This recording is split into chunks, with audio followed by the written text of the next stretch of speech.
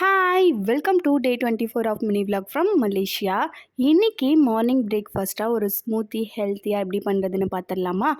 ஒரு spoon oats, ஒரு banana, protein powder ஒரு ஸ்பூன். உங்களுக்கு தேவைப்பட்டால் நீங்கள் வேறு ஃப்ரூட்ஸ் கூட ஆட் பண்ணிக்கலாம். இது எல்லாத்தையும் நல்லா பிளெண்ட் பண்ணிவிட்டு சியா சீட்ஸை நான் நல்லா சோக் பண்ணி வச்சுருக்கேன். அதோட மிக்ஸ் பண்ணி மார்னிங் பிரேக்ஃபாஸ்ட்டாக சாப்பிட்டிங்கன்னா ஃபில்லிங்காகவும் இருக்கும், ஹெல்த்தியும் கூட. இது பண்ணுறதுக்கு 5 மினிட்ஸ் போதுங்க. ஒர்க்கிங் பீப்புள் மிஸ் பண்ணாமல் இந்த ஸ்மூத்தியை ட்ரை பண்ணி பாருங்கள், ஈஸியாக பண்ணிடலாம்.